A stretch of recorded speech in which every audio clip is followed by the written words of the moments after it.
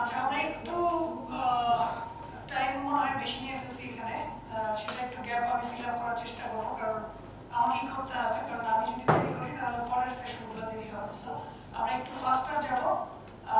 আমি বিশ্বাস করি আমি যে সেশনটা দিব এটা হচ্ছে একদম ইন্ট্রোডাকশন, দেন তারপরে আজকে আমরা হোল ডে এবং নেক্সট টুমরো যা দেখবো সেগুলো মিলিয়ে আপনাদের আইডিয়াটা যা যা আমি দেখাবো সেটা ইনশাআল্লাহ খুব ক্লিয়ার হয়ে যাবে।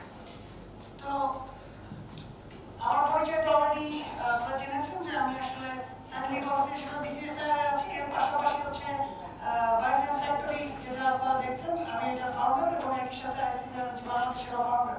সো এটা হচ্ছে আলফা ফল এডুকেশন সামিট 2025, যেটাতে আমি অ্যাকচুয়ালি এই বছরের জানুয়ারিতে অংশগ্রহণ করি।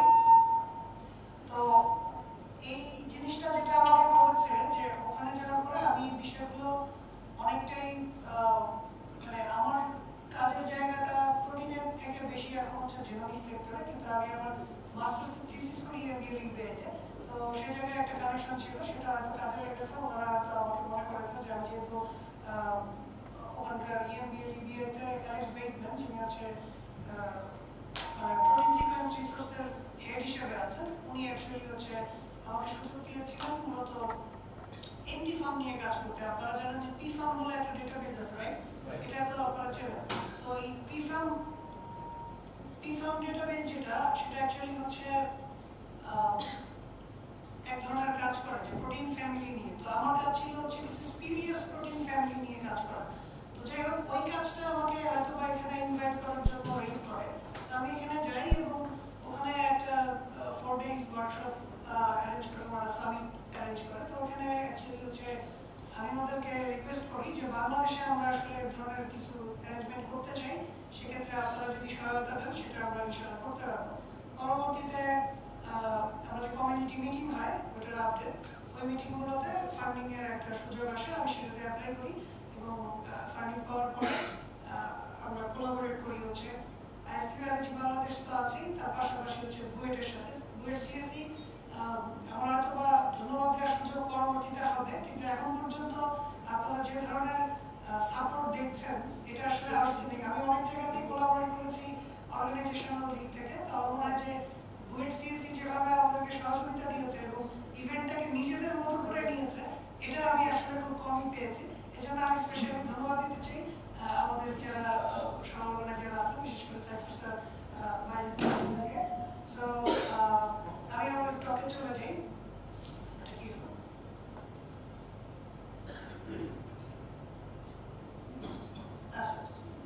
সো এইটা অ্যাকচুয়ালি হচ্ছে একটা স্বর্ণযুগ বলা যায়। যে আমরা জানি না যে কম্পিউটার সায়েন্টিস্ট যারা তাদের মনে হয় এই ঝামেলাটা কম হয় কিনা, কিন্তু আমাদের যারা বায়োলজিস্ট থেকে কম্পিউটার সায়েন্সে কাজ করতে যায় তারা সরাসরি একটা জিনিস খুব বেশি ফেস করে। সেটা হচ্ছে যে কম্পিউটারে কাজ মানে আসলে কোনো কাজ করতেছে না। ঠিক আছে, জানি না আপনাদের এরকম হয় কিনা, বাট আমি এই ধরনের ফেস করে এসেছি সেটা অনেক আগ থেকেই। তো সেই জায়গাটাতে হচ্ছে এটা একটা ব্রেক থ্রু অবভিয়াসলি, কারণ হচ্ছে এটা 2024-এ এই দুজন ব্যক্তি অ্যাকচুয়ালি আলফাফোল্ড নিয়ে নোবেল প্রাইজ পান, আপনারা এটা জানেন। সো এই ওনারা আসলে যেটা করেছিলেন যে স্ট্রাকচার প্রেডিকশন নিয়ে একটা নোবেল প্রাইজ পেয়ে গেল, যেটা আসলে কম্পিউটেশনালি কাজ করা হয়। টোটাল কাজটাই কিন্তু কম্পিউটেশনে একটা টুল ডেভেলপমেন্ট, এর বাইরে কিছু না। কিন্তু এইটা নোবেল প্রাইজ পাওয়ার মতো একটা জিনিস করে ফেললো। তো এইটা আসলে একটা ব্রেক থ্রু অবভিয়াসলি, যে হ্যাঁ আমরা যে কম্পিউটেশনালি কাজ করি সেটার ইম্প্যাক্টটা সেই লেভেলে যেতে পারে যেটা নোবেল প্রাইজ পাওয়ার মতো। পেয়েছে কিন্তু কেমিস্ট্রি ফিল্ডে, কম্পিউটার সায়েন্সে কিন্তু নোবেল দেওয়ার সুযোগ নেই। সো এটা একটা হিউজ ব্রেক থ্রু ছিল। তো আমি বলবো যে আমি এখন আমার টপিকে যাই। তো এইটা আমার মনে হয় যে প্রোটিন কি, প্রোটিনের স্ট্রাকচার কি, সমাচার, এগুলো কি আমার কি বলার কিছু আছে? আপনারা সবাই জানেন যে এটা আসলে হচ্ছে একটা খুবই এসেনশিয়াল মলিকুল, যেটা সব মানে বায়োলজিক্যাল ইয়ারই হচ্ছে কি জীবনের একটা মূল উপাদান, রাইট? সো এখানে আসলে আমরা জানি যে অনেকগুলো অ্যামিনো অ্যাসিড নিয়ে এটা গঠিত হয়। তো এই ধরনের ইনফরমেশন আমরা আসলে খুবই ভালোভাবেই জানি যে প্রাইমারি স্ট্রাকচার যেটা sequence, secondary structure, tertiary structure, এই ধরনের অনেকগুলো স্ট্রাকচার তৈরি হয় যেটা প্রোটিন ফোল্ডিং এর মাধ্যমে পরবর্তীতে আমরা পাই। তো এই ফোল্ডিং নিয়ে আসলে যত কিছু যে কিভাবে কি হয় সেটা নিয়ে আমাদের আসলে টার্গেটটা থাকে যে কেন এই জিনিসটা দেখতে চাই, কারণ আমরা জানি যে প্রোটিনের যে স্ট্রাকচারটা সেটার সাথে ফাংশনের একটা সরাসরি কানেকশন আছে, তাই না? তো এই ফাংশনের কানেকশনটাই আমাদের মেইনলি এটার যে স্ট্রাকচার বুঝতে চাওয়ার পেছনে একটা বড় কারণ। তো আমরা আসলে কিভাবে স্ট্রাকচার জানি, এই যে বিশেষ করে যে আমাদের শাহিন ভাই বললেন এই জিনিসগুলো সম্পর্কে আপনারা হয়তো জানেন যে এটা অনেক আগ থেকে এইভাবে হয়ে আসছে। এখানে এক্স-রে ক্রিস্টালোগ্রাফি আছে, নিউক্লিয়ার ম্যাগনেটিক রেজোন্যান্স স্পেকট্রম, এনএমআর যেটা আপনারা বলেন, তারপরে ক্রাইওইএম যেটা, ঠিক আছে, ক্রায়ো ইলেকট্রন মাইক্রোস্কোপি, এই ধরনের টেকনোলজিগুলো ব্যবহার হয়ে আসছে এটাকে, এই স্ট্রাকচারগুলোকে বের করার জন্য। আচ্ছা, এখন কোশ্চেন হচ্ছে যে এটা তো বের করা যাচ্ছিল, তাইলে আমার এই জায়গাটা মানে আলফা ফোল্ডের চাহিদাটা কোথায় তৈরি হলো? মেইন সমস্যাটা কোথায় দাঁড়ায় যে আমরা এখন জানি যে জিনোম সিকোয়েন্সিং করা খুবই ইজি, এবং যে র্যাপিডলি এই সংখ্যাটা বেড়েছে সেটা আপনারা যদি একটু কার্ভটা দেখেন, যে কারণ এখন সিকোয়েন্সিং টেকনোলজি অনেক বেশি মানে সহজ হয়ে গেছে, এবং এই সিকোয়েন্সিং টেকনোলজি যেহেতু অনেক সহজলভ্য, খরচ কমে এসেছে, সো অনেক সিকোয়েন্স জেনারেট হচ্ছে যেগুলো কম্পিউটেশনালি প্রোটিন সিকোয়েন্স হিসেবে আমরা জানি যে ইউনিপ্রোটে যে যুক্ত হচ্ছে ফাইনালি। সো এগুলো ইউনিপ্রোটে যে যুক্ত হচ্ছে, কিন্তু এগুলোর যে স্ট্রাকচার, প্রোটিন স্ট্রাকচার, সেটা কিন্তু আমরা এত লেভেলে পাচ্ছি না, যে কারণে হাইপোথেটিক্যাল প্রোটিন বা বিভিন্ন মানে নন স্ট্রাকচারাল অবস্থায় সেগুলো ইউনিপ্রোটে ছিল। তো এটা আসলে একটা চ্যালেঞ্জ হয়ে যায় যে এত প্রোটিন সিকোয়েন্স আমরা জানতে পারছি, কিন্তু তাদের আসলে স্ট্রাকচার আমরা জানি না। তো সেই জিনিসটাকে মানে সলিউশনে নিয়ে আসার জন্য আসলে আমাদের কিছু একটা দরকার ছিল।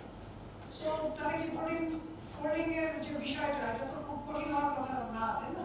বিষয়টা আসলে এতটা সহজ ছিল না। এখানে দুইটা জিনিস আমাদেরকে হেল্প করে, সেটা হচ্ছে যে একটা হলো যে প্রোটিন কিভাবে তার ফাইনাল স্ট্রাকচারে যে ফোল্ডিংটা হয় সেটা কিভাবে করে সেটা ফাইন্ড আউট করা, এবং হচ্ছে এই 3D স্ট্রাকচারটা ডিরেক্টলি সিকোয়েন্স থেকে, একদম সিকোয়েন্স যে ডায়ামিনিসিভ সিকোয়েন্স ছিল প্রাইমারি স্ট্রাকচার, সেটা থেকে কিভাবে আমি সরাসরি স্ট্রাকচারটা, ফাইনাল স্ট্রাকচারটা পেতে পারি, সেটা আরেকটা বড় চ্যালেঞ্জ। ঠিক আছে, সো এই দুইটা জিনিস হলো আমাদের মেইন চ্যালেঞ্জ ছিল, এবং এর পাশাপাশি আমাদেরকে কিছু হোপ দিয়েছে যে আমরা আসলে কি করতে পারি। এই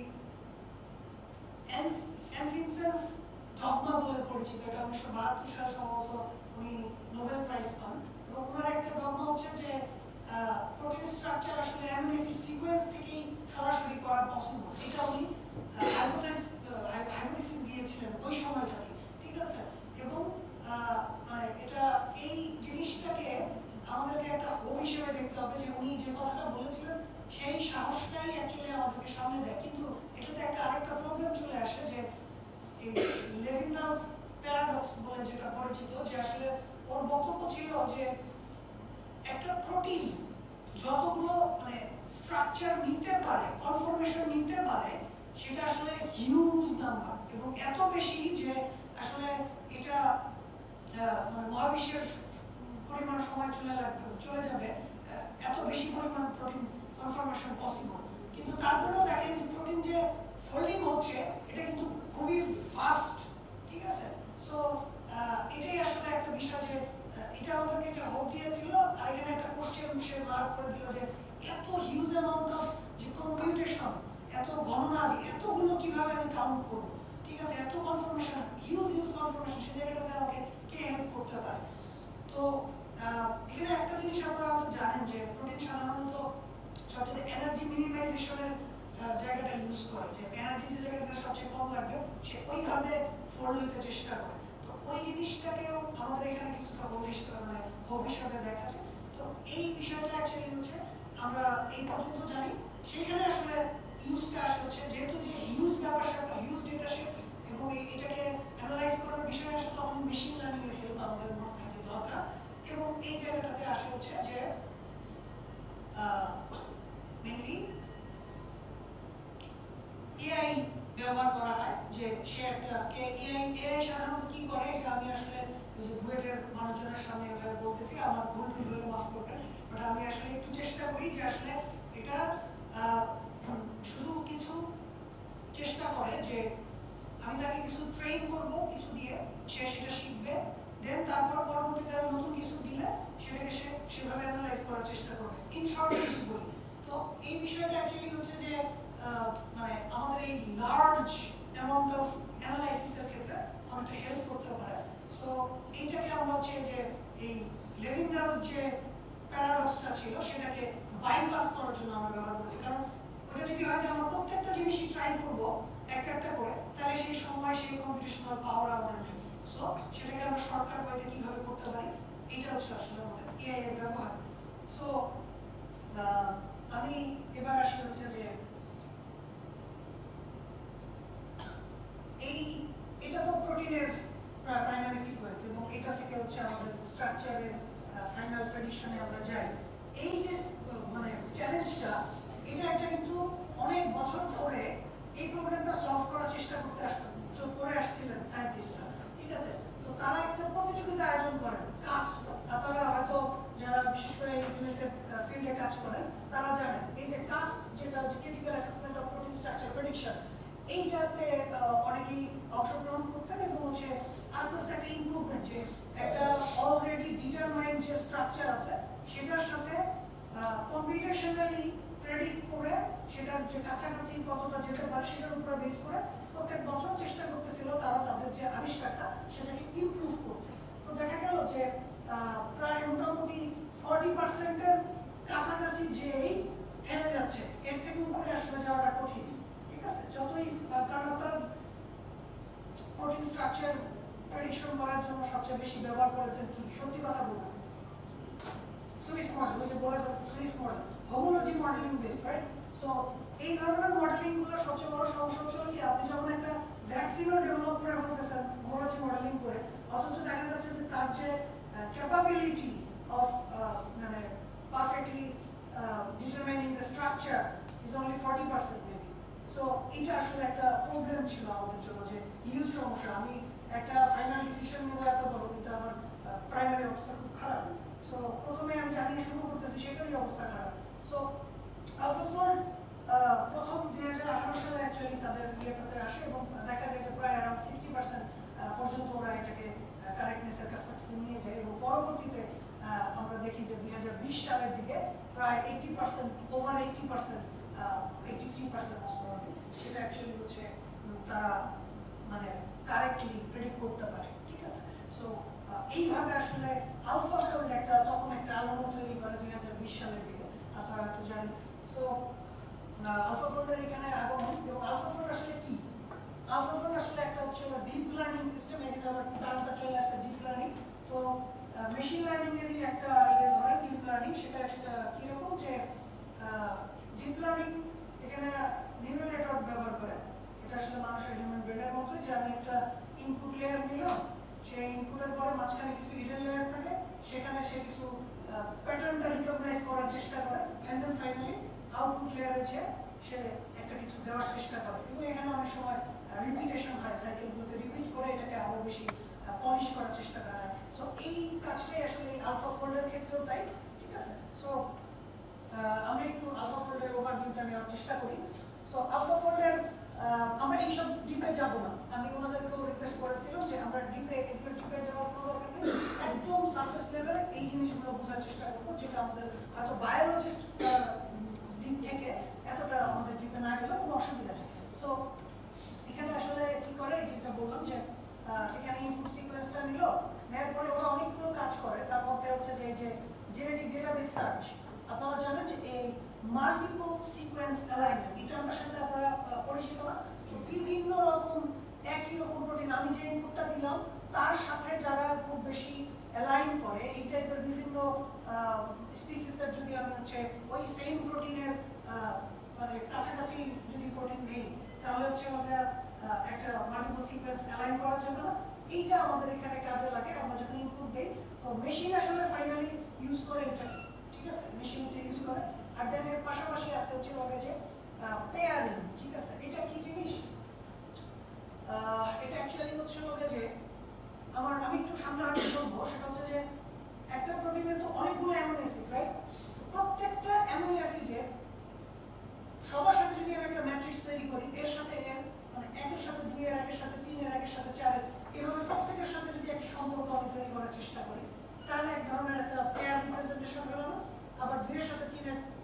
4 এভাবে করে আমি একটা ম্যাট্রিক্স তৈরি করি। এটা একটা পেয়ার রিপ্রেজেন্টেশন।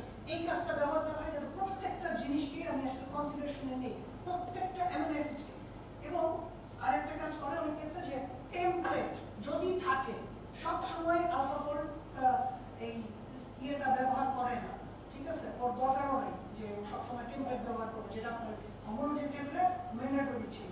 সো এটা আসলে সে সবসময় যে করে এরকম না, এটাকে নিয়ে যায়, নিয়ে তারপরে সে ওই যে এই এভো ফরম্যাট যেটা, এটা অ্যাকচুয়ালি ওই যে আমি যেটা বললাম না যে ডিপ লার্নিং সিস্টেম যেটা নিউরাল নেটওয়ার্ক, এখানে আসলে কিছু ওই ধরনের হিডেন লেয়ার থাকে, এখানে কিছু অ্যানালাইসিস হয়ে দেন তারপরে সেটা আচ্ছা এটা মনে আমি আর সামনে দেখিয়েছি তো। আচ্ছা এটা এরকম কয়েকবার ডিফাইন হয়ে সাইকেল করে দেন তারপরে ফাইনালি আমরা একটা স্ট্রাকচার পাই।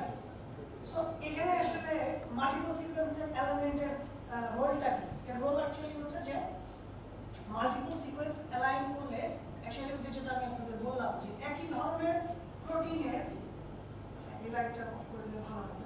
সো এটা আসলে হচ্ছে যে একই ধরনের প্রোটিন কিন্তু বিভিন্ন স্পিসিস থেকে আসছে, তাহলে ইভলিউশনারি যে রিলেশনশিপটা আছে সেটার সাথে বা এদের মধ্যে যে সম্পর্কটা, এটা আমরা কিছুটা ভালো বুঝতে পারি যে কারা বেশি কনজার্ভ। এখানে একটা জিনিস কিন্তু খুব মাথায় রাখতে হবে যে কারা ঠিক থাকতেছে ইভেন আফটার ইভলিউশন। বিভিন্ন প্রোটিনের কিন্তু বিভিন্ন প্রোটিনে মানে বিভিন্ন স্পিসিসের প্রোটিনে সে পাচ্ছে, এবং তার মধ্যে দেখা যাচ্ছে যে সব কিছু কিছু জায়গায় খুবই কনজার্ভ, ঠিক আছে? এটা কিন্তু আমাদেরকে একটা থট দিচ্ছে, ঠিক আছে? এটা কিন্তু একটা মানে কাজের জিনিস। আরেকটা জিনিস হচ্ছে যে কোএফিলিউশন। সেটা কি জিনিস? ওইটা যেটা বললাম যে পেয়ার ওয়াইজ যেটা করতেছে, এইটা একটা আসলে খুব ইন্টারেস্টিং জিনিস যে প্রোটিনের যদি দুইটা অ্যামিনো অ্যাসিড প্রোটিনের মধ্যে খুব ক্লোজ কন্টাক্টে থাকে, তাহলে হচ্ছে যদি একটাতে মিউটেশন হয় তাহলে মোস্ট প্রবাবলি ওটার কন্টাক্টে যে আছে তারও মিউটেশন হবে। এই কারণে যে তার যদি স্ট্রাকচারটাকে ঠিক রাখতে হয়, তাহলে হচ্ছে ওই মিউটেশনটাকে মানে মিউটেশন থাকার পরেও স্ট্রাকচারটাকে ঠিক রাখার জন্য এটা তো এমন একটা মিউটেশন হতে হবে যাতে আমাদের স্ট্রাকচারটা ফাইনাল স্ট্রাকচারটা ঠিক থাকার চেষ্টা করে, ঠিক আছে? এবং অপোজিটটাও সত্য, যদি দুটার মধ্যে কোনো ধরনের ক্লোজ কন্টাক্ট না থাকে তাহলে আসলে এটা এই যে এখানে যেটা opposite is also true if two regions of protein are changing and evolving independently, একজনের সাথে আরেকজনের সম্পর্ক নাই, তাহলে যে তারা আসলে ডিরেক্ট কন্ট্যাক্টে নাই, ঠিক আছে? এই যে জিনিসগুলো, এগুলো আসলে খুব ইম্পর্টেন্ট আমাদের এই আলফাফোল্ডের আর্কিটেকচারে, খুবই ইম্পর্টেন্ট ভূমিকা পালন করে।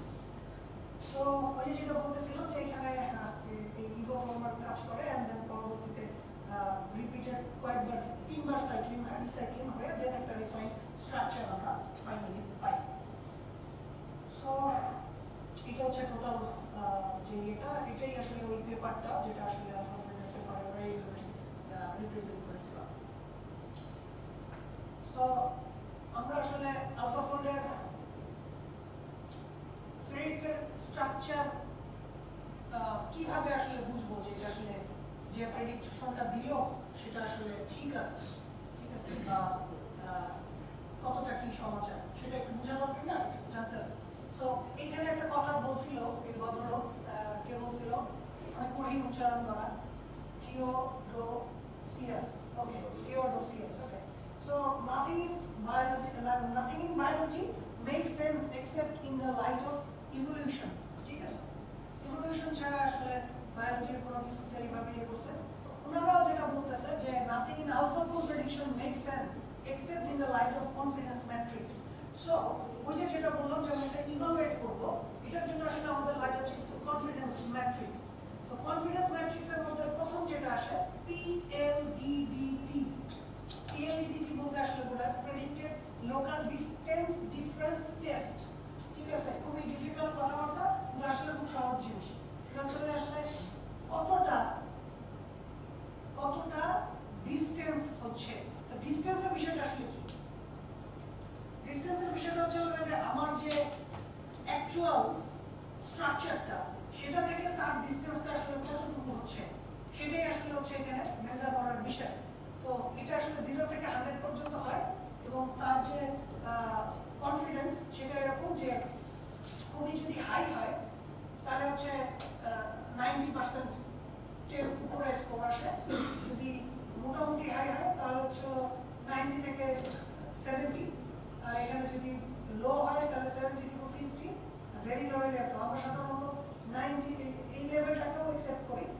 হলে সবচেয়ে ভালো, এটা অনেক ক্ষেত্রে এমন না যে এটা দিয়ে আমি সবকিছু ডিটারমাইন করব। ইভেন এই জায়গার জিনিসও আমাদের কাজে লাগবে বা লাগতে পারে, সেটা আমরা একটু কিছু কেস বেস দেখব।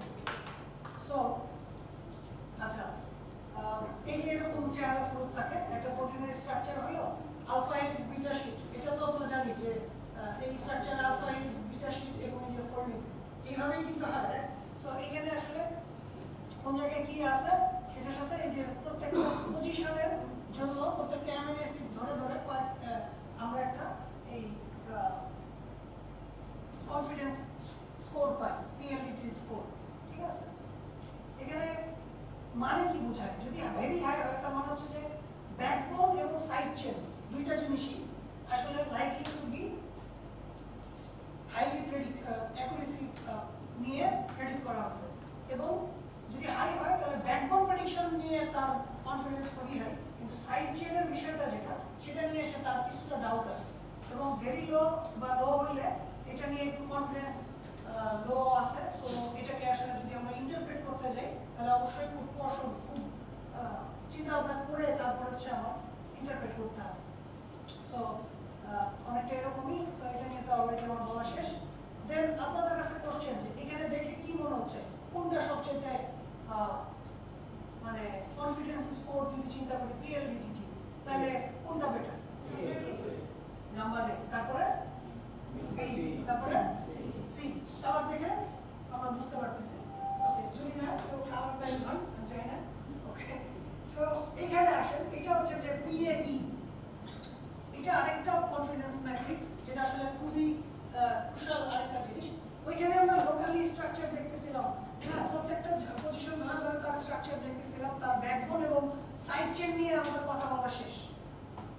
কিন্তু আমরা যদি হচ্ছে টোটাল জিনিসটাকে মেজার করতে চাই একজনের সাপেক্ষে আরেকজনের, মানে এখানে তো একটা হিউজ প্রোটিন আছে, হিউজ সিকোয়েন্স আছে, তার মধ্যে 1 নম্বর পজিশনের সাথে যদি আমি 500 নম্বর পজিশনের একটা সম্পর্ক দেখতে যাই, ঠিক আছে, তাহলে কি আসলে এই কাজটা ওই পিএলডিটি করতে পারবে? পারবে না। কারণ হচ্ছে পিএলডিটি ও ব্যাকবোন আর হচ্ছে সাইড চেন নিয়ে ওর মাথা ব্যথা, ওইখানে যে ধরনের ফোল্ডিং হয়েছে ওটা নিয়ে মাথা ব্যথা, কিন্তু আরেকটা অ্যামিনো অ্যাসিডের সাথে তার যে ইন্টারঅ্যাকশন এবং সেই বেসিসে যে তার ফোল্ডিং সেটা নিয়ে তার জ্ঞান নাই। সো এইখানে আমাদের এই ম্যাট্রিক্সটা এই কারণে কাজে আসে। আমরা যদি দেখি যে এইটা একটা প্রোটিন, এখানে দেখে কি মনে হচ্ছে এই প্রোটিনটার অবস্থা খুব খারাপ না? এটা কি আদৌ আমি এই স্ট্রাকচারটাকে ভরসা করতে পারি? পারি না, রাইট? আচ্ছা, আমি পারি। কোন জায়গাটা পারি? এই যে এই জায়গাটা আর এই জায়গাটা আছে, ওই জায়গাটা তো ভালো স্ট্রাকচার প্রেডিক্ট করছে, তাহলে ওইটা আমরা ভরসা করতে পারি। কিন্তু এগুলো যে করতে পারি না সেটা আমি কেমনে বুঝলাম? এটা যে শুধু স্কোর খারাপ এই জন্য না, এখানে স্কোর খারাপ আসার মানে হচ্ছে কিছু কিছু ক্ষেত্রে ডিসঅর্ডার হয়ে যায় প্রোটিন। এটা জানেন যে অনেক সময় লো কি বলবো যে লো কমপ্লেক্সিটি সিকোয়েন্স হতে পারে, যে অনেকগুলো রিপিটেড সিকোয়েন্স আছে বা এই ধরনের যে জিনিসগুলো আসে, ওই সময় হচ্ছে যে দেখা যায় যে তার একটা এই মানে প্রেডিকশন যে স্ট্রাকচারটা যেটা হয় সেটা কিন্তু অবিন্যস্ত হয়, র্যান্ডম হয়, ওটা খুব একটা ভালো স্ট্রাকচার সে প্রেডিক্ট করতে মানে তৈরি করতে পারে না অ্যাকচুয়ালি। সো ওই ধরনের বিষয়গুলোতে একটা গ্যাপ হয়ে যায়। আচ্ছা, এখানে আসলে হচ্ছে যে আমার মনে হয় যে কিন্তু আমাদের তারপরেও এখান থেকে কিছু জিনিস নেওয়ার আছে এবং কোন জায়গাটা কি বোঝায় সেটা আমরা একটু পরে একটু বুঝতেছি। আচ্ছা,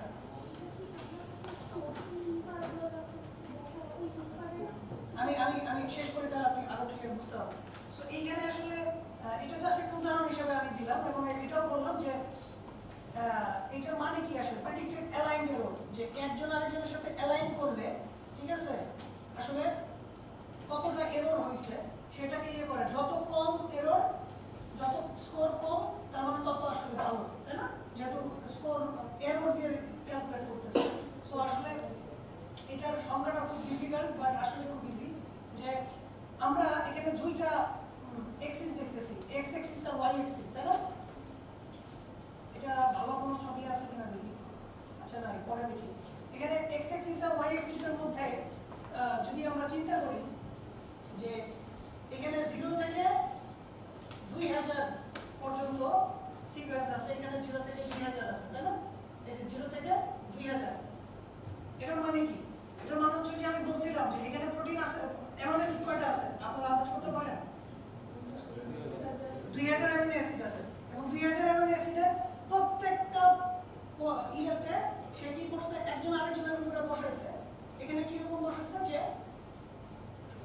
এক্সপেক্টেড পজিশনাল এরর মানে এই প্রত্যেকটা এক্স অ্যাক্সিসে যা আছে 0 থেকে 2000 পর্যন্ত যে অ্যামাইনো অ্যাসিডগুলো সেখানে যে এটা যে এরর সেটা বসাইছে কার এগেইনস্টে were aligned on the residue y এই সাইডে প্রত্যেকটা যে রেসিডিউ আছে সেটার জন্য তাহলে ইন্ডিভিজুয়াল প্রত্যেকটা ডট আসলে এক একটা এরর মেজার করতেছে এখানে ইচ এন্ড এভরি ডট ঠিক আছে সো এটা আসলে আপনারা আরো ক্লিয়ার হবে যখন হ্যান্ডস অন করবেন কারণ আমি আসলে হয়তো দেখাবো না হ্যান্ডস অন করার সময় আমি তারপরে একটু ডেমনস্ট্রেট করতে পারি অসুবিধা নেই তাহলে আরো ক্লিয়ার হবে সো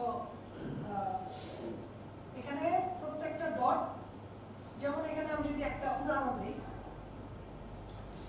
এই পজিশনটা যদি আমি চিন্তা করি এই পজিশনটা ঠিক আছে তার মানে এক্স অ্যাক্সিসের যেটা 500 সেটা পরে এই জায়গায় হচ্ছে 1500 ডট তাই না মানে এই এক্স এ 50 1500 এই জায়গাটাতে এটা যদি সিলেক্ট করি তাহলে এই জায়গাটায় টোটাল যত 0 থেকে 50 কে যদি আমি হচ্ছে এই জায়গায় এই কত এই টোটাল এরিয়াটাকে যদি কভার করতে যাই তাহলে আমি আরেকটু এইভাবে বোঝানোটা ডিফিকাল্ট আমি যেটা করতে পারি সেটা হচ্ছে আমি ডেমনস্ট্রেট করতেছি তাহলে আমার ক্লিয়ার হবে আচ্ছা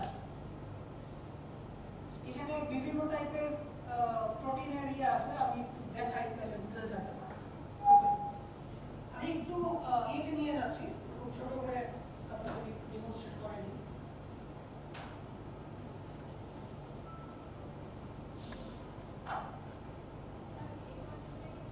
এরকম একটা পেজে আসলাম ঠিক আছে এটা আসলে একটা স্ক্রিন দেখাচ্ছে এবং এখানে আমরা একটা প্রোটিনের এটা মোটামুটি অ্যারাউন্ড 600 প্লাস অ্যামাইনো অ্যাসিড যুক্ত একটা সিকোয়েন্স 661 দেখো আমি এখানে আসলে যেটা বোঝাতে চাচ্ছিলাম যে পজিশনগুলো যদি আমরা সিলেক্ট করি তাহলে আসলে আমরা কি দেখতে পাবো যদি আমরা এই জায়গাটা সিলেক্ট করি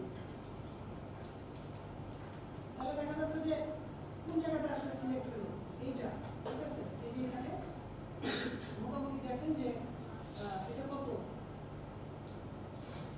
এটা প্রায় অ্যারাউন্ড হচ্ছে 535 এর কাছাকাছি তার থেকে 600 ঠিক আছে সো এই যে এদিকে দেখেন দুইটা সাইডেই এরকম তাই না এখন যদি আমি চিন্তা করি যে না এরকম না এই ধরনের দেখতে চাই ঠিক আছে এখানে আসলে কয়টা এরিয়া সিলেক্ট হলো দেখেন দুইটা এরিয়া সিলেক্ট হয়েছে ঠিক আছে কিরকম দুইটা এরিয়া একটা এরিয়া হচ্ছে এই যে এখানে দেখেন কিউ থেকে এটা কত 5 বা 6 ঠিক আছে বা 7 থেকে শুরু করে 161 পর্যন্ত সেটা কোন দিকে দেখেন তো আমি এটা কোন দিকে সিলেক্ট করলাম এই যে এদিকে দেখেন আমার মাউস তো দেখা যাচ্ছে না এই যে দেখেন এখানে 7 থেকে শুরু করে 161 না এটা 181 সরি এই 181 পর্যন্ত আমি সিলেক্ট করলাম তাই না আবার আরেকটা কোথায় ইয়ে করলাম এই যে এখানে এটা কিভাবে হলো এটা কিন্তু অন্য অ্যাক্সিসে দেখেন এই অ্যাক্সিসটা আমি যখন চিন্তা করতেছি তখন 0 থেকে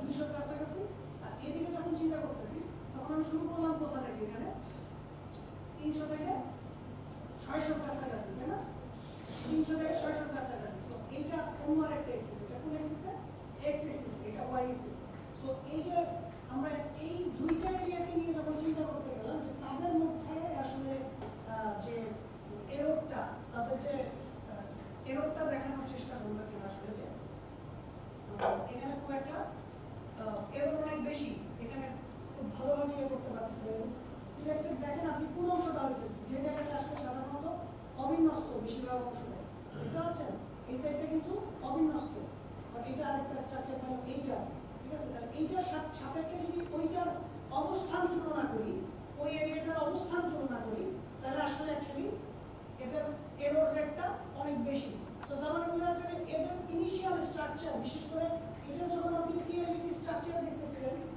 এই পিএলইটি স্কোর দেখতেছিলেন এটা স্কোর কিন্তু বেশ ভালো ছিল তাই না সেই স্কোরটা ভালো থাকার পরেও ওই যেটা অবিন্যস্ত অংশ সেটার সাথে তার যে এররটা সেটা বেশি তার মানে এটার যে পজিশনটা এই দুইটার রিলেটিভ পজিশনটা এটার বিষয়ে আলফাফোল্ড কনফিডেন্ট কি না ঠিক আছে সো আমরা এই বিষয়টা একটু বোঝার চেষ্টা করলাম আমরা আমাদের প্রেজেন্টেশনে চলে আসি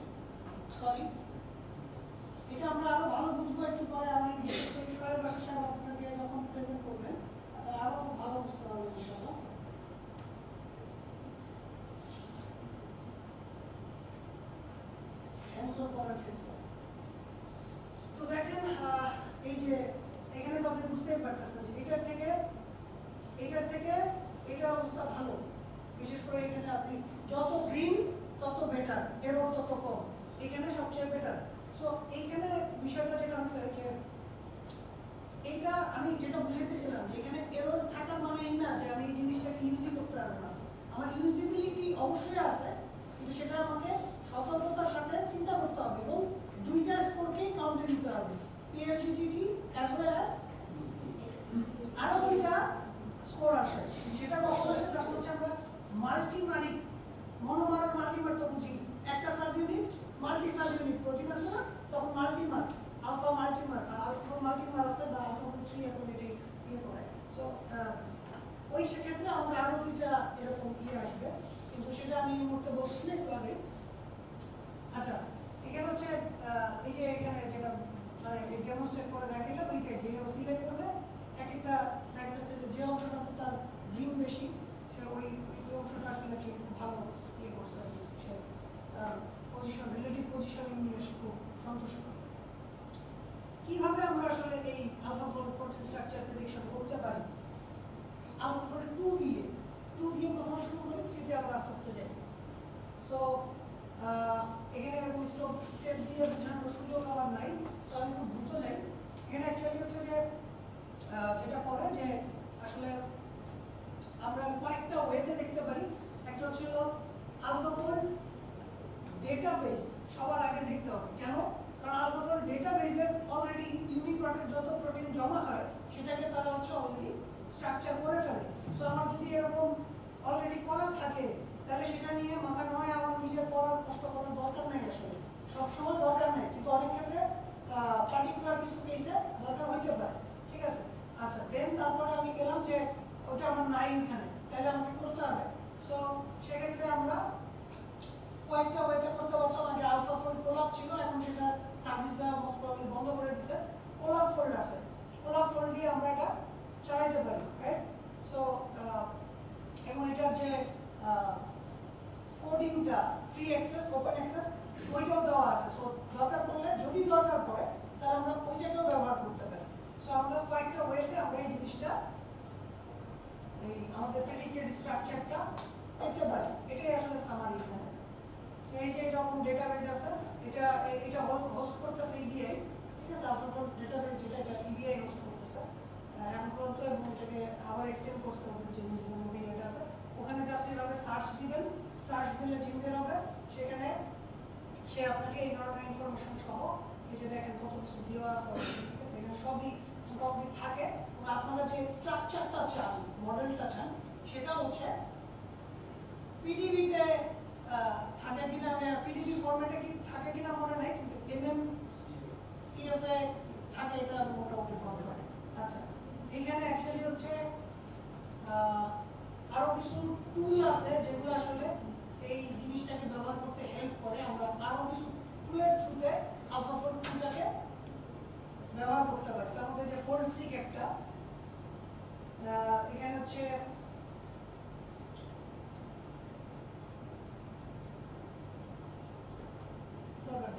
আমি সামনে যাচ্ছি।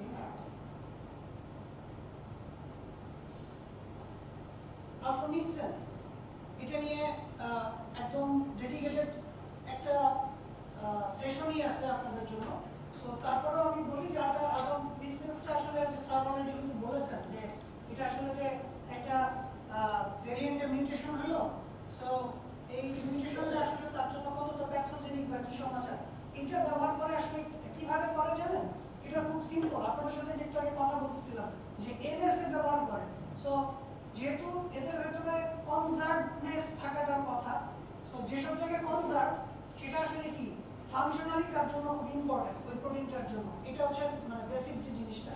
সো যদি ওই কনজার্ভ জায়গাগুলোতে কোনো মিউটেশন হয়, তাহলে আসলে কি হবে? তার স্ট্রাকচার ক্ষতিগ্রস্ত হবে এবং সেটা কিন্তু তার জন্য ডিলেটেরিয়াস হবে, কারণ তার ফাংশনের পেছনে ওই জায়গাটার খুব বড় ভূমিকা আছে।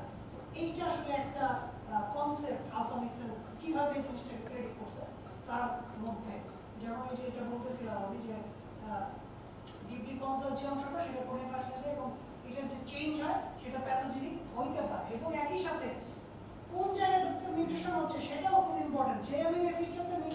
হচ্ছে সেই জায়গাটা কোন জায়গাটাতে আছে প্রোটিনে, সেটাও খুব ইম্পর্টেন্ট। যদি এমন জায়গা হয় যে ক্রুশাল জায়গা, সেই জায়গায় মিউটেশন হয়ে গেছে, তাহলে সেটা আসলে ডিলিটরিয়াস হবে, প্যাথোজেনিক হবে। ঠিক আছে, এখানে এটা এই আলফাফোল্ডের মডেলটা এখানে অনেক বিষয় আসলে বোঝার আছে। প্রিসিশন এন্ড রিকল যে বিষয়টা, এটা আমি আসলে বোঝানো এখন ডিফিকাল্ট। এটা আসলে false positive, false negative, true positive, এই যে বিষয়গুলো, এটা আমি একটা ছোট উদাহরণ দিয়ে বোঝাইতে পারি। যেমন ধরেন 100 জন রোগীর মধ্যে 40 জন রোগী হচ্ছে ক্যান্সার পজিটিভ, ফর এক্সাম্পল। ঠিক আছে, সো এর মধ্যে হচ্ছে দেখা গেল যে আমি যে মডেলটা তৈরি করলাম, সেই মডেল 40 জনের ভিতরে 30 জনকে বললো যে আসলে এরা পজিটিভ, ক্যান্সার পজিটিভ, কিন্তু অ্যাকচুয়ালি ছিল হচ্ছে 40 জন, তাই না? সো এখানে আসলে কয়েকজনকে সে ধরতে পারে না, রাইট? আবার এখানে আছে যে সে কিছু মিসপ্রেডিক্ট করতে, ধরেন 5টা। তো এগুলোকে সবগুলোকে কাউন্ট করে রিকল আর প্রিসিশনের জিনিসটা অ্যাকচুয়ালি আসে। সো আমার এটা এত ডিপে যাওয়ার দরকার নেই, আমি সিম্পলি যেটা বুঝাতে পারি যে এখানে আসলে হচ্ছে যে ওরা চেষ্টা করছে যে এমন একটা পজিশনকে কাট অফ রাখতে, যাতে ও বিনাইন যখন বলতেছে কিংবা প্যাথোজেনিক যখন বলতেছে, সে 90% এর উপরে কনফিডেন্স নিয়ে কথা বলতেছে। এটা both for recall and precision. ঠিক আছে, মানে হচ্ছে যে এরকম যে যদি সে বলে যে স্কোর দিল 0.8, ফর এক্সাম্পল 0.8 দিল এই পারফরম্যান্স স্কোর, এর মানে হচ্ছে যে মানে মোটামুটি 10 জনের মধ্যে যে 8 জন বললো, তাহলে আসলে অ্যাকচুয়ালি পসিবিলিটি আছে যে তারা অ্যাকচুয়ালি হচ্ছে আসলেই রোগী। ঠিক আছে, যাদেরকে প্রেডিক্ট করবে, ঠিক আছে, যাদেরকে প্রেডিক্ট করবে তাদের মানে 10 জন যদি আমি এরকম নেই, তাদের মধ্যে 8 জনই আসলে সত্যি সত্যি প্রেডিক্টেড তার প্রবলেম আছে অথবা মানে প্যাথোজেনিক। ঠিক আছে, সো এটার মধ্যে কাট অফটা কি করছে যে এখানে কিছুটা অ্যাম্বিগুইটি আছে, এই জায়গাটা অ্যাভয়েড করার জন্য 0.3 আর এখানে 0.5, এই মাঝখানের এরিয়াটাকে আমরা আনসার্টেন হিসেবে এখানে ওরা আসলে ডিফাইন করছে। আর বাকিটা আইদার বেনাইন অথবা প্যাথোজেনিক। ঠিক আছে, স্কোরের বেসিসে। সো আলফামিসেন্স তো দেখাবে, আমি আর দেখাচ্ছি না। এখানে আসলে ওই ডেটাবেসেই দেখা যাচ্ছে যে খুব সুন্দর করে আমি যদি ঢুকি, সেখানে একটু আমাদের চেঞ্জ করতে হয়, জিনিসটাকে নিয়ে আসতে হয়, নিয়ে এসে দেখা যায় যে আসলে কোন এরিয়া প্রত্যেকটা এরকম ওই প্রত্যেকটা ধরে ধরে আপনি দেখতে পাবেন যে কি অবস্থা। এটাকে যে চেঞ্জ করেই জাস্ট হচ্ছে আমি যদি ওভার করি এটার উপর দিয়ে, তাহলে হচ্ছে এটার প্রত্যেকটা জায়গা কোন কোন এরিয়াতে ডিনাইন, কোন জায়গাটা প্যাথোজেনিক হইতে পারে, সেগুলো নিয়ে সে একটা আমাকে হিটম্যাপ তৈরি করে দেয়। তো এবং এটা ওই পুরো ডেটাবেসেই আছে, এটা আমি একটু পরে দেখবো। আমি টাইম অলরেডি কিল করতেছি, আমি একটু ফাস্টার যাই। সো এখানে আমি আর কথা বললাম না, লিমিটেশনস আছে, এটা উনি কভার করবেন আশা করি। সো এটা নিয়ে আর কথা বলার কিছু নাই। ডেটাবেস কিভাবে অ্যাক্সেস করা যায়, আদার ওয়ে যেটা দেখলাম, এখানে আরো কিছু ওয়ে আছে, হ্যাঁ, সেগুলো দিয়ে অন্যান্য কিছু ডেটাবেস এটা টুলটা ব্যবহার করে, তো তাদেরকে দিয়ে আপনি হচ্ছে এটাকে অ্যাক্সেস করতে পারেন। আলফাফুল 3 থেকে একটু দু একটা কথা বলতেই হয়, কারণ আলফাফুল 3 আসলে খুব পরবর্তীতে আসার পরে আরো অনেক বেশি প্রবলেম সলভ করে ফেলছে, যেগুলো শুধুমাত্র আলফাফুল 2 কাজ করতে হচ্ছে প্রোটিন নিয়ে। এখন সে RNA, DNA, small molecule, ion modified residue, glycosylation, post translational modification, এগুলো সবই ইনকর্পোরেট করা শুরু করছে। শুধু ওয়াটার আর হাইড্রোজেন নিয়ে তার একটু এখনো ঝামেলা আছে, যেটা আশা করি পরবর্তীতে তারা এটা ঠিক করে ফেলবে। সো এইটার স্ট্রাকচারটাও ওটার মতোই, কিন্তু এইটার একটু ব্যাপার আছে, এটা কিন্তু জেনারেটিভ মানে কি, যে যেমন আপনারা ইউজ করেন না এখন জিপিটি, এটা কিন্তু জেনারেট করতে হয় নতুন কিছু, তাই না? এইটা একটা জেনারেটিভ মডেল, তাহলে তো ভবিষ্যতে এটা ইনভেন্ট হয়ে যাবে, ডিজাইন মেটার, বাট এখন এটা জেনারেটিভ পর্যায়ে আছে, এবং জেনারেটিভ হলে কিছু প্রবলেমও আছে। জেনারেটিভ কিন্তু হ্যালুসিনেশন ক্রিয়েট করতে পারে, সেটা আমরা একটু পরে দেখবো। সো এটা আমি ডিটেলসে কিছুই যাচ্ছি না, কিন্তু এইটার ক্ষেত্রে একটা কথা আছে। আলফাফল 2 তখন হচ্ছে একটা অ্যামিনো অ্যাসিডকে একটা টোকেন হিসেবে চিন্তা করতো, কিন্তু এই ক্ষেত্রে আসলে ওদের ইয়েটা আসলে অ্যাটম পার অ্যাটম ওরা হচ্ছে একটা করে টোকেন কাউন্ট করার চেষ্টা করে। ঠিক আছে, সো আগে যেখানে হচ্ছে আমরা এখানে 3টা ছিল, সো 3টা অ্যামিনো অ্যাসিড, তার মানে 3টা টোকেন, এটা ঠিক আছে। কিন্তু পরবর্তীতে এই যে দেখেন 1 atom of an ion, 1 atom of an ligand, ঠিক আছে, অথবা chemically modified amino acid residue nucleotide. So আমি এখানে দেখতে পাচ্ছি এখানে কিন্তু 13টা, প্রত্যেকটা জায়গায় অ্যাকচুয়ালি হচ্ছে একটা করে, তখন হচ্ছে আমার চলে আসছে, এটা টোকেন হিসাবে সে কাউন্ট করতেছে না, আরো ক্ষুদ্রতি ক্ষুদ্র অংশ হিসাবে কাউন্ট করে নেয়। সো এর আরো প্রেডিকশনটা আরো বেশি পলিশড ভালো। সো এটা কেমন ভালো, এটা যদি একটু দেখি যে আলফাফোর্ডের ট্রি যদি আমরা একটু চিন্তা করি, তাহলে আসলে সে রোজেটা ফোর বা অটোডক ভিধা তারা হয়তো ইউজ করেন যারা যে টকিং বা ক্যাট রিলেটেড কাজ করেন। সো এই এটার স্ট্রাকচার প্রেডিকশনের যে সাকসেস রেট সেটা যদি দেখেন, বা এটা পরবর্তীতে protein RNA, protein double stranded DNA RNA, সেটার যে তার প্রেডিকশনের এটা ইন্টারেকশনের বিষয়টা, সেটাও সে খুব দক্ষতার সাথে করতেছে এখন পর্যন্ত, এবং প্রায় মোটামুটি সবগুলোই অলমোস্ট সেম। আর প্রোটিনের ক্ষেত্রে শুধু প্রোটিনের আলফাফোর 2 এর সাথে যদি আমরা পার্থক্য করি, তাও সে অনেক দূর চলে গেছে বিষয়ে। প্রোটিনে যতটুকুই যাক না কেন, এই আদার দেন দ্যাট, এই যে প্রোটিন প্রোটিন ইন্টারাকশন এবং প্রোটিন অ্যান্টিবডি ইন্টারাকশন, মনোমারের ক্ষেত্রে খুব একটা ডিফারেন্স হয়, কিন্তু এগুলোকে যখন কনসিডারেশনে নেওয়া হয়েছে তখন সে আসলে খুব ভালো পারফর্ম করতেছে। সো এবং যেটা বললাম যে দুইটা আরো দুইটা অ্যাকচুয়ালি ইএনআই স্কোর অ্যাড করছে, আইপিটিএম আর পিটিএম, ঠিক আছে। ওগুলো নিয়ে আসলে এত ডিটেইলসও কিছু নাই। এটা আসলে হচ্ছে যে আমরা আরো চিন্তা করি ওভারঅল স্ট্রাকচারটা, কারণ এটা যেহেতু মনোমারিক না, এখানে আরো অন্যান্য মাল্টিমার থাকে, তো সেগুলোকেও কনসিডারেশন নিয়ে সামগ্রিক একটা রেজাল্ট দেওয়ার চেষ্টা করে, ঠিক আছে। সো এটা কিরকম আমি একটু দেখাই, তো আচ্ছা এখানে তো আমি রাখি না স্লাইড, আচ্ছা এটা পরে আমি দেখাচ্ছি। তো এখানে কি করে যে দেখেন এখানে কিভাবে তার চেঞ্জটা হইতেছে, এটা একটা ইন্টারেস্টিং ফ্যাক্টর, যে সেম প্রোটিন, ঠিক আছে, সেম প্রোটিনের স্ট্রাকচার দুই জায়গায় করছে। এটাতে দেখেন যে কোনো জিঙ্ক এবং ফেরাস আয়ন কিন্তু অ্যাড করা হয়নি, কিন্তু এই আয়নটা অ্যাড করার পর তার যে রিলেটিভ পজিশনিং, এটার যে ইমপ্রুভমেন্ট, এটা কিন্তু একদম খালি চোখে খুব ক্লিয়ার, রাইট। সো এটা আসলে খুব ইন্টারেস্টিং একটা জিনিস, যে যখন ফুল কনটেক্সট নিয়ে সে চিন্তা করতেছে, কারণ বায়োলজিক্যালি জিনিসগুলো কিন্তু এত সিম্পল থাকে না। এখানে এরা থাকে সলিউশনে, এরা থাকে হচ্ছে অনেক আয়োটায় অনেক কিছু নিয়ে থাকে। সো স্ট্রাকচার যখনই বলতেছি, সে কিন্তু একটা বায়োলজিক্যাল ইন ভিভো যে ধরনের থাকতেছে, সেটাকে আরো একটু আমরা কাছাকাছি যেতে পারি যদি এই ধরনের যে জিনিসগুলো মলিকিউলস বা লিগ্যান্ড বা অনেক ক্ষেত্রে আয়নস এগুলো অ্যাড করা হয়, তার আসলে তার ইয়েটা অনেক বেড়ে যায়। এবং আলফাফোর সার্ভার আর আলফাফোর 3 যে গিটারে ওদের ইয়েটাও আছে ফ্রি, এটাও ফ্রি, কিন্তু একটু কোশ্চেন আছে এখানে। আলফাফোর সার্ভারটা যে কেউ ইউজ করতে পারবেন, এটা মোটামুটি এখন পর্যন্ত ফ্রি আছে, এবং মনে হয় দৈনিক 30টার মতো রান আপনি দিতে পারবেন ফ্রিতে। আর এটা অ্যাকচুয়ালি হচ্ছে যে এই গিটার যেটা আছে এটাও আছে, কিন্তু এটা আপনি কিন্তু কমার্শিয়াল কোনো কাজে ব্যবহার করতে পারবেন না, শুধুমাত্র একাডেমিক কাজে যদি ব্যবহার করেন ইন দ্যাট কেস ওকে, কিন্তু আদারওয়াইজ নন কমার্শিয়াল লাইসেন্স এটাতে অ্যাপ্লিকেবল। কিন্তু আপনি স্যার আলফাফোর 2 এর ক্ষেত্রে এই জিনিসটা নেই, আলফাফোর 2 আপনার যে কেউ ইউজ করতে পারে। সো এখানে কিছু লিমিটেশনস আছে অবভিয়াসলি, তার মধ্যে একটা হচ্ছে যে প্রোটিন ডিনামিক্স নিয়ে সম্ভবত ওই আপনি মনে হয় কিছু কথাবার্তা বলছেন, আমি এটা বলবো পরে হয়তো। আচ্ছা এখানে আসলে যে প্রোটিন ডিনামিক্স দিয়ে সে আসলে অবগত না, তারপর হচ্ছে এই যে ফিজিক্স যে বিষয়টা, এখানে ফিজিক্স ইনভলভ সেটাও সে জানে না, এন্ড হচ্ছে কিছু কিছু ক্ষেত্রে সে আসলে ভুল দিতে পারে, ঠিক আছে, যেটা যে বলছিলাম যে আইদার হ্যালুসিনেশন অথবা হচ্ছে, কিন্তু সেটা যাই হোক সে এটাকে চেষ্টা করে কনফিডেন্স স্কোরটাকে কম দেওয়ার, এবং সেটা দিলেই আসলে বোঝা যায় যে আসলে ভুল হওয়ার পসিবিলিটি আছে।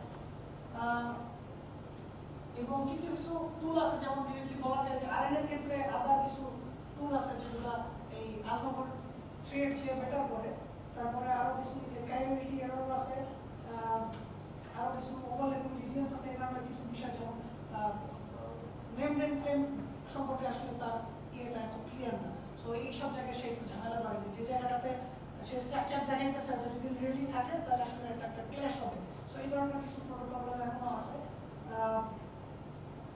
এখানে হচ্ছে যে ওই শুধুমাত্র কিছু কিছু জিনিস এখনো একটা অ্যাড করা হয়েছে, সব কিছু ওরা এখন অ্যাড করতে পারে নাই। ওয়ান ওয়ার্ডের উপর নির্ভর করে এটা আসলে বলছে। এবং যেটা বলতেছিলাম যে হ্যালুসিনেশন, কিছু কিছু ক্ষেত্রে কিন্তু সে একদম পুরো এমন জিনিস দেখায় যেটা আসলে পসিবল না, ঠিক আছে, জেনারেট করে ফেলে। যেমন আপনি চ্যাটজিপিটি যেমন আপনার মাঝে মধ্যে উত্তর দেয় না, যেটা আসলে সে বানায় উত্তর দিচ্ছে, আসলে এটা কোনো এক্সিস্টেন্স নাই, কাইন্ড অফ লাইক দ্যাট। এখানে একটা প্রবলেম এখনো, এটা যেহেতু একটু জেনারেটিভ হয়েছে, সো এই প্রবলেমটা এখনো আছে। এবং এখানে দেখেন যে আরেকটা বড় সমস্যা যেটা, এটা হচ্ছে গ্রাউন্ড ট্রুথ, যেটা এটা আসলে স্ট্রাকচার। সাধারণত আলফাফোল্ড 2 যেটা করতো, সে হচ্ছে যে সব জায়গাগুলো নিয়ে সে আসলে রিজন নিয়ে যদি সে কনফার্ম না থাকে, তাহলে সেটার কোনো স্ট্রাকচার সে দিত না। সেরকম থ্রেড লাইক একটা জিনিস বানায় রাখতো, তাহলে বোঝা যেত যে এই জিনিস নিয়ে তার কনফিডেন্স হতো, সে এটা রিলেটেড পজিশন নিয়ে ওটা সন্তুষ্ট না। কিন্তু আলফাফোল্ড 3 কি করে, এটা এরকম, এটা কি রাইট সেরকম বানায় ফেলে, ঠিক আছে। এবং এটা একটা প্রবলেম। সো এবং এটা আরেকটা জিনিস যে এটা ওনার কথার সাথে যায়, আমি এটা বলতেছি, ওনার প্রেজেন্টেশনটা দেখছি, এটা বেশ ভালোই ইয়ে করছে উনি। আচ্ছা, এখানে একটা জিনিস হচ্ছে যে অনেক ক্ষেত্রে যেটা হয় যে একটা প্রোটিনই ওপেন কনফার্মেশন ক্লোজ কনফার্মেশনে থাকতে পারে, কিন্তু দেখা যাইতেছে যে আমি যেভাবেই করি না কেন, যাই করি না কেন, আলফাফোল্ড অ্যাকচুয়ালি সবসময় দেখা যায় যে একটা স্পেসিফিক চেহারার দিকে শুধুমাত্র যাইতেছে, অন্যটাকে করতে পারতেছে না, ঠিক আছে। যতই আমি চেঞ্জ করি একদম অ্যাকুরেটলি ওই ক্লোজ ফর্মে চলে যাচ্ছে, সেই ওপেন ফর্মে করতেছে না, এরকম ব্যাপারটা, ঠিক আছে। সো এটার একটা প্রবলেম আছে। আর হচ্ছে যে আমি তো বললাম একটু আগে যে কিভাবে আমরা আলফাফোল্ড 3 রান করতে পারি, এটাতে যে দুটো ওয়ে, ঠিক আছে।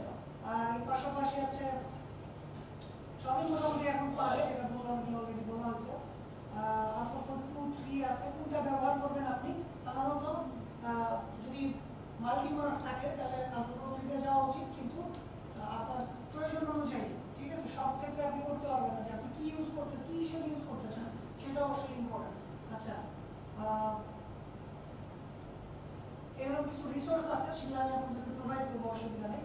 এবং ইন্টারেস্টিংলি আমি আরেকটা ভালো নিউজ দিই, আমরা এই যে কোর্সটা, এটা টোটালটা বাংলায় ট্রান্সলেট করছি। মেনলি আমি এবং আমার কলিগ যে পিছনে বসে আছেন সান্দারা হঠাৎ চৌধুরী, আমরা দুজনে মিলে এটাকে টোটাল স্কোরটা, এই টোটাল ইয়েটাকে আমরা হচ্ছে বাংলায় ট্রান্সলেট করেছি এবং চেষ্টা করেছি যে যতটা হিউম্যানাইজ করা যায়, মানে ইজিলি ব্যাখ্যা করা যায়, আমি সেভাবে রাখার চেষ্টা করেছি। আমি যদিও জানি না কতটা পারছি, আপনাদেরকে হয়তো প্রোভাইড করলে আপনারা সেখানে ইনপুট দিতে চান, অবভিয়াসলি ইউ আর ওয়েলকাম। আমি এটাকে কমেন্ট করার সুযোগ রাখবো সেখানে, আপনারা চাইলে যেটা কারো বেটার ল্যাঙ্গুয়েজে আমি যাতে দিতে পারি, ঠিক আছে। সো এর বাইরে আরো কিছু কিছু জায়গায় আপনার ডিফারেন্ট, এবং এই জিনিসগুলো যা দেখাইলাম এগুলো অলরেডি অবসলিউট হয়ে গেছে অনেক জিনিস, আমি শিওর, কারণ এত ফাস্ট মুভিং জিনিসগুলো, এবং যে কোর্সটা আছে এটাও অলরেডি অনেক কিছুই অবসলিউট হয়ে গেছে, কারণ অনেক কিছু চেঞ্জ হচ্ছে, র্যাপিডলি চেঞ্জ হচ্ছে, ঠিক আছে। সো এই জন্য আপডেট রাখার জন্য ওরা এই যে প্রোটিন ডাটা ব্যাংক এরা বা হচ্ছে লিঙ্কডিনে আপনি এই এদেরকে ফলো করলে, এই ডিপ মাইন্ডকে ফলো করলে ওরা দেখবেন যে ওরা দিচ্ছে ইমেল, ইবিআই বা হচ্ছে ইউনিকর্প, এরা আপডেট দেয় কিছুদিন পর পর নতুন কিছু আসলে। সো এটা নিয়ে তো অলরেডি কথা হয়েছে। আচ্ছা, আমি এখানে যে স্লাইডগুলো রাখছি, আচ্ছা এই স্লাইডগুলো নিয়ে একটু কথা বলি। আমি এখানে কথা বলবো না, আমি যদি কিছু মিস করে থাকি তাহলে সেটা একবার দেখাবো। আমি টাইমের ওভারে চলতেছি, আমি একটু সম্ভব না, আমি এটা পারবো না। আপনার 10:50 পর্যন্ত টাইম আছে, কিন্তু এটা তো অনেক লম্বা। আচ্ছা, সমস্যা নেই, আমি যতদূর যাচ্ছি। এখানে আসলে কি এই টকটা ছিল হচ্ছে আমি যখন ইবিআইতে যাই তখন হচ্ছে ওই ওলেগ অ্যাকচুয়ালি প্রেজেন্ট করছিল, অলেগ আর আরেকজন কে ছিল ব্রিক্স। সো এরা দুজন হচ্ছে ওই আলফাফোল্ডের মানে মেইন যারা হচ্ছে ইঞ্জিনিয়ার আর কি, মানে যারা সফটওয়্যার ইঞ্জিনিয়ার বা যারা কাজ করে, ওরাই প্রেজেন্ট করতেছিল। তো ওদের কিছু জিনিস আছে ওরা প্রেজেন্ট করছে, এটা ওদের ভাষায় আমি বলতেছি এটা অ্যাকচুয়ালি। এবং এইটা অ্যাকচুয়ালি একটু কাইন্ড অফ মানে কি বলে, এটা পুরো অনেকটা এটাকে ইয়ে রাখছে, কনফিডেন্সিয়াল রাখছে, মানে এটা থেকে অনেক কিছু এই যে এতক্ষণ যে স্লাইড দিলাম সেগুলো অনেক কিছু যেগুলো ফ্রি অ্যাভেলেবল ছিল সেগুলো নিয়ে আমি এখান থেকে নেওয়া হয়েছে অলরেডি, ওরাই স্লাইড একটা বানিয়ে দিচ্ছে, সেটাও আমি ওখান থেকে নিচ্ছি। সো অনেক কিছু কমন করবে, আমি জাস্ট একবার গো থ্রু করবো, ঠিক আছে। সো এগুলো নিয়ে আমার কথা শেষ, সেগুলো অলরেডি বলে ফেলছি আমি, এগুলো বলা হয়ে গেছে। আলফাফোল্ড কেন ভালো করতেছে এটা নিয়ে ওরা কথা বলছে, স্বাভাবিক, ওরা ওদের জিনিস একটু ভালো করবে এবং সেটা এরকম বিভিন্ন কারণেই যে ওরা বলতেছে যে কতটা ভালো সেটা একটু দেখানোর চেষ্টা করতেছিল যে এটা মানে ক্রিস্টালোগ্রাফি স্ট্রাকচার বা এনএমআর স্ট্রাকচারের সাথে আসলে তার যে তুলনাটা আমার মনে হচ্ছে যে এই জিনিসটা এখানে থাকা উচিত, ঠিক আছে, যে এটা আমি কেন বিশ্বাস করবো বা কি চান জানতে। সো এখানে আসলে যে কতটা আমরা কি এটা রিপ্লেস করে ফেলতে পারবো, অ্যাকচুয়ালি কখনোই ওরা এই কথাটা বলে না যে এই এক্সপেরিমেন্টাল জিনিসকে রিপ্লেস করার কথা তখন তারা বলে না। ওরা সবসময় বলছে যে এটাকে আমরা ইউজ করব ওই জিনিসটাকে আরো পলিশ করার জন্য, ওইটাকে আরো হেল্প করার জন্য, ওইটা রিপ্লেস করার কথা কেউ বলতেছে না। এখানে এটা কিন্তু ক্লিনিক্যালি ব্যবহারের ব্যাপারে টোটালি নিষেধাজ্ঞা আছে। আর এটা ছাড়াও আমার কাছে মনে হচ্ছে যে আমরা এটাকে ব্যবহার করে একটা ধারণা নিতে পারি যে প্রোটেকশনটা কেমন হতে পারে এবং সেটা আমাদেরকে আরো ডিরেক্ট করতে পারে যে আসলে এটা প্রিসিশনটাকে আরো অ্যাচিভ করতে হেল্প করতে পারে। যাই হোক, এখানে ওরা অনেক ক্ষেত্রে ওরা দাবি করছে যে কিছু কিছু ক্ষেত্রে আমরা যেহেতু এই যে এক্সপেরিমেন্টাল কাজগুলো করি এটা হিউম্যান দ্বারা করি, সো আমাদের কিছু এরর হতে পারে। সো ওরা ওদের বক্তব্য হচ্ছে যে যেগুলোর মানে অ্যাকচুয়ালি রেজুলেশনটা লো, হিউম্যান করছে রেজুলেশন লো, এক্সপেরিমেন্টাল হোক এনএমআর হোক জেনে হোক, সেগুলোর থেকেও বেটার করছে অ্যাকচুয়ালি হচ্ছে আলফাফোল্ড কিছু কিছু ক্ষেত্রে। সেই ধারণাটা তারা দেওয়ার চেষ্টা করছে এখানে। এবং তারা যেটা বলছে যে প্রায় 904টা হিউম্যান প্রোটিন নিয়ে একজন একটা মানে স্টাডি করছিল, সেখানে দেখছে যে প্রায় 2% ক্ষেত্রে এনএমআর যে ডেটাটা দিছে সেটা অ্যাকচুয়ালি হচ্ছে আলফাফোল্ডের চেয়ে বেটার, কিন্তু 30% ক্ষেত্রে আলফাফোল্ডের স্ট্রাকচার এনএমআর স্ট্রাকচারের চেয়ে বেটার, ঠিক আছে। এটা অ্যাকচুয়ালি 904টা হিউম্যান প্রোটিনের উপরে বেস করে কেউ এটা দেখাইছে। তো এটা নিজেদের কাজ না, এটা আলাদা কাজ। এখানে বিভিন্ন ধরনের অ্যাপ্লিকেশন আছে, যেটা বললাম যে এখন সবচেয়ে বেশি ইউজ হচ্ছে লার্জ কমপ্লেক্স গুলোকে ডিজাইন করার ক্ষেত্রে, এটা সবচেয়ে বেশি ইউজ হচ্ছে এবং কন্টিনিউয়াসলি দেখেন অনেক বেশি অ্যামাউন্টে, মানে এখন তো এই কাজের অভাব নেই, এখন তো এটা মনে করেন এটা অনেক আগে 2024-এর দিকে আমি 25-এর শুরুতে, সো এটা এখন অলরেডি অনেক দূর চলে গেছে মানে এই ধরনের কাজগুলো। এবং প্রোটিন ইন্টারঅ্যাকশনের কাজটা যেহেতু এখানে আলফা-4 3 ইন্টারঅ্যাকশনটাকে অ্যাড করে ফেলছে, সো এইটাও চলে গেছে অনেক দূর, ঠিক আছে। এই জিনিসগুলো আর যদি বলি যে আমরা হচ্ছে আলফা-4 ডেটাবেজে কিছু মানে সুপার ফ্যামিলি ওরা বের করছে, মানে এখানে কিছু নতুন নতুন ইনোভেশন ডিসকভারিজ চলতেছে। এটা হচ্ছে লোকেরা কার্বোহিউম্যান ডেনসিটি নিয়ে এখানে কিছু পসিবিলিটি নিয়ে একটা কথা বলছে। যেমন এইটা একটা উদাহরণ আমার মনে আছে, একটু বলি। সেটা হচ্ছে যে এই যে প্রোটিনটা না, এটা আসলে খুবই ইম্পর্টেন্ট একটা প্রোটিন, এই যে বীজের জন্য, ইনসেক্ট বি, এরা এই প্রোটিনটার এখন পর্যন্ত আসলে 2021 পর্যন্ত কোনো স্ট্রাকচার ছিল না, ঠিক আছে। এবং এটা প্রথম স্ট্রাকচারই করা হয়েছিল অ্যাকচুয়ালি এই আলফাফোল্ড দ্বারা। পরবর্তীতে এই ইয়ে করে এই 2000 আলফাফোল্ড 3 আসার পরে এটা আবার করার চেষ্টা করে এবং ওই আমরা তো জানি রুট মিন স্কয়ার ডেভিয়েশন, তাই না, এটা দিয়ে আমরা কি মেজার করি যে আসলে কতটুকু ডিফার করতেছে। সো এইটার স্কোরটা এই যে এখানে যদি দেখেন যে 2.3 অ্যাংস্ট্রম ছিল গ্রাউন্ড ট্রুথ থেকে, পরবর্তীতে এটা আবার যখন আলফাফোল্ড 3 দিয়ে করা হয় সেটা 1.7 এ চলে আসে, যেটা আসলে দুইটাই কিন্তু খুব ভালো। আপনারা যারা এটা নিয়ে কাজ করেন তারা অলরেডি জানেন যে এটা খুবই ভালো একটা লেভেলের প্রেডিকশন। হ্যাঁ, এবং ওই কেন ভালো হয়েছে, এই যে দেখেন জিঙ্ক ক্যালসিয়াম যে বাইন্ডিং, ঠিক আছে, এগুলো অ্যাড করার পরে কিন্তু রেজাল্ট ভালো হয়েছে, কারণ এটা আসলে গ্রাউন্ড ট্রুথের কাছাকাছি চলে গেছে। সো আরো কিছু জিনিস যদি দেখাই, যে মেমব্রেন ডোমেইনেও কিছু কাজ এখন করতেছে, এটা বেশ ভালো লেভেলের কাজ হচ্ছে। এখানে আমি যদি দেখাই, এই যে দেখেন এইটাতে প্রেডিক্ট করছে এটা আলফাফোল্ড 2, পরে করছে এটা 3। হ্যাঁ, স্কোরটা দেখেন, আপনি তাকাইতে থাকেন এখানে, এগুলো দেখেন তাহলে বুঝতে পারবেন। এইটাতে এসে দেখেন যে এটার চেহারা আরো কিন্তু অনেক বেটার হয়ে গেছে। তার কারণ হচ্ছে যে অ্যালিক অ্যাসিড অ্যাড করে নেই, এখানে যে কিছু পোস্ট ট্রান্সলেশনাল মডিফিকেশন অ্যাড করা হয়েছে যেটা এটা স্ট্রাকচারটাকে আরো বেশি শানিত করছে। সো আমি আরো যদি যাই, এই যে এইখানে দেখেন এটা একটা ইন্টারেস্টিং জিনিস যে এই যে এখানে কিন্তু কোনো ইয়ে ছিল না, শুধু নর্মাল এইটা, এখানে কিন্তু কোনো এই যে K4ME3 দেখতে পাচ্ছেন, এটা কিন্তু অ্যাড করার পরে দেখেন চেহারাটা দেখেন, হ্যাঁ, আর প্রাথমিক অবস্থায় এরকম ছিল, এখানে দেখা যাচ্ছে যে কোনো ইন্টারাকশনই নাই, ঠিক আছে। পরবর্তীতে আসলে দেখা গেছে যে এদের মধ্যে ইন্টারাকশন আছে অ্যাকচুয়ালি, ঠিক আছে। ওই জিনিসটা অ্যাড করার পরে ইন্টারাকশনটাকে বের করা পসিবল হয়েছে। সো এই ধরনের ইন্টারাকশন রিলেটেড কাজগুলো এখন মানে mainly after post translational modification add করার পরে যেটা হয়, এটা হাইলি ইউজড একটা টেকনোলজি এখন ব্যবহার হচ্ছে সব জায়গায়। আচ্ছা, এর পাশাপাশি যে লাইগ্যান্ড অ্যাড করা যায় সরাসরি, যদিও লিমিটেড, কিন্তু তারপরেও AlphaFold 3 যদি আপনি নামাইতে পারেন সেটা কিন্তু আপনাকে সেই লিমিটটা অ্যাক্সেস তুলে দিচ্ছে, কিন্তু ওটার জন্য যে কম্পিউটেশনাল পাওয়ার লাগে বিশেষ করে জিপিইউ, সেটা আসলে আমাদের জন্য একটা মেইন চ্যালেঞ্জ, ঠিক আছে। আচ্ছা, এখানে এটা ওই যে কমপ্লেক্সের কথা যেটা বলতেছিলাম, আচ্ছা যে এটা ওরা কিছু কি দিছিল যে কিভাবে আমরা এটাকে বেটার চালাতে পারি, ঠিক আছে। আমি বেশি সময় নিব না, আমি শেষের দিকে। সো এই যে এটা বলছিল যে আইপিটিএম আর পিএলডিটির সাথে সাথে পিটিএম আর পিটিএম এগুলা ইয়ে করে নিতে।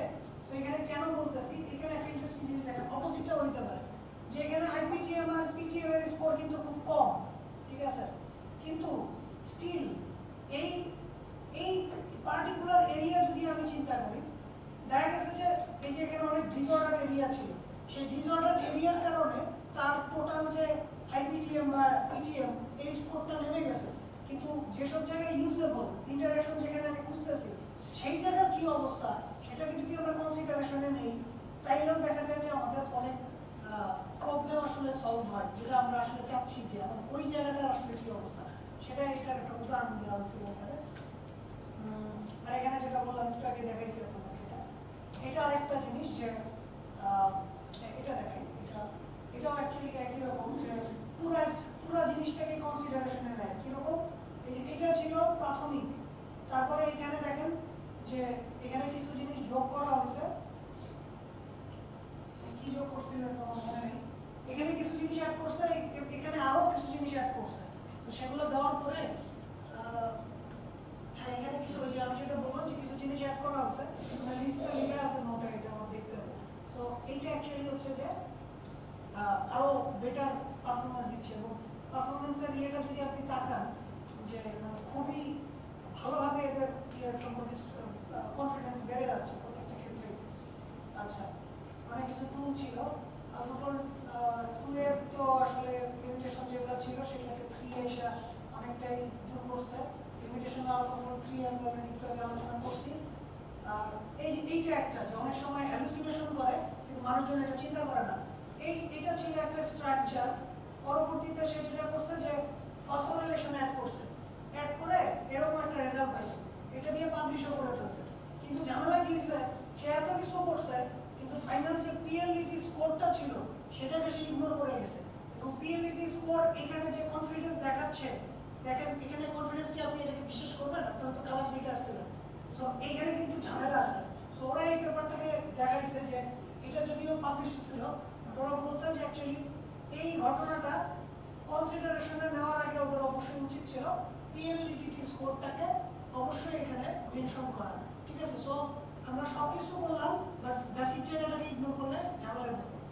সো এগুলো নিয়ে অলরেডি কথা বলা হয়েছে, এগুলো বলা হয়েছে, সবই বলা হয়েছে।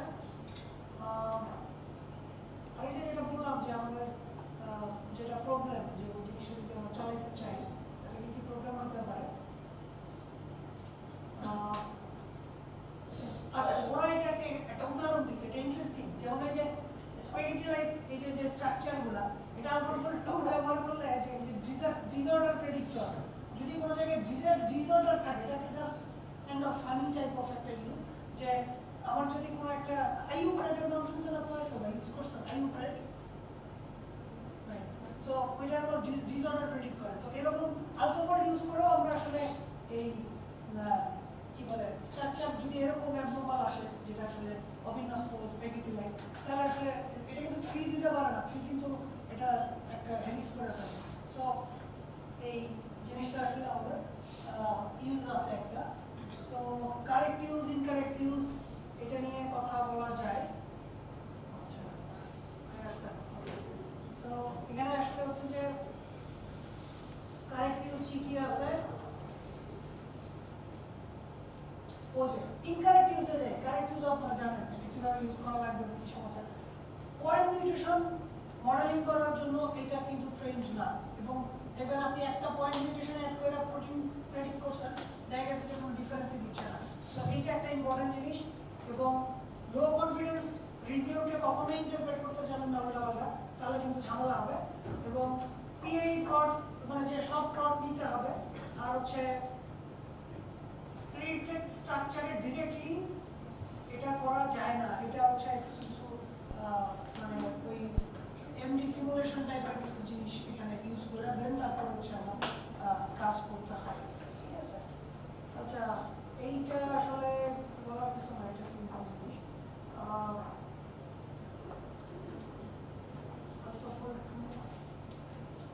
আচ্ছা এটা তো অলরেডি বলা আছে। আচ্ছা এখানে একটা জিনিস যে পিডিবি ফরম্যাট আর এমএমসি সিএস ফরম্যাট যেটা, ঠিক আছে, এই দুইটার অ্যাডভান্টেজ ডিসঅ্যাডভান্টেজ কি এটা একটু দেখানোর চেষ্টা করছে।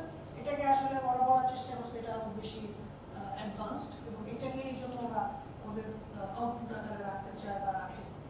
আচ্ছা ওদের বক্তব্য হচ্ছে যে এক্সপেরিমেন্ট করতে বলছে কিন্তু ভ্যালিডেট করতে ভুলে যেতে না করছে। Play with it, invent new uses, and think how you can use prediction in your research. So, AlphaFold কিভাবে ডকুমেন্টেশন আমি অলরেডি বলছি আপনাদের প্রোভাইড করা হবে। আর আমি এটা এর জন্য খুব টাইম নিয়ে নেই, যা এটা ভালো।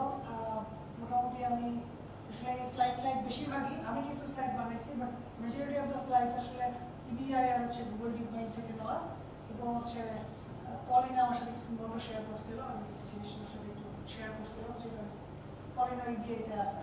সো যেটা আমাকে হেল্প করছে অ্যাকচুয়ালি। আর একটু দু একটা কথা না বললেই না। আরএসজি বাংলাদেশ সম্পর্কে আমি দু একটা কথা একটু বলতেছি, যদিও টাইম শেষ, তারপরেও আরএসজি বাংলাদেশ সম্পর্কে আপনারা হয়তো অলরেডি জানেন যে আমরা প্রতি বছরই একটা করে সিম্পোজিয়াম অ্যাকচুয়ালি প্ল্যান করছি, যে বায়োফিজিক্স ফিল্ডে আমাদের অনেক কাজ হয়, কিন্তু আমরা আসলে সেটা প্রেজেন্ট করতে জানি না কোথায় করতে হয়। সো এটার থ্রুতে আসলে অলরেডি আমরা শুধুমাত্র ন্যাশনাল লেভেলে না, ইন্টারন্যাশনাল লেভেলে অনেকগুলো সিম্পোজিয়ামে কনফারেন্সে আমাদের কাজ প্রেজেন্ট হয়েছে, প্রাইজ পাইছে আমি বলতে বাংলাদেশ থেকে অনেকগুলো, প্রায় ৬-৭টা। যদিও আমাদের ইয়েটা একটু বায়োলজিক্যাল ফিল্ডে বেশি মনে হয়। আমরা চাই যে সিএসসি ফিল্ড থেকেও এখানে মানুষ চলে আসুন, সো আমাদের এই ইয়েটা আরও ফ্রুটফুল হোক।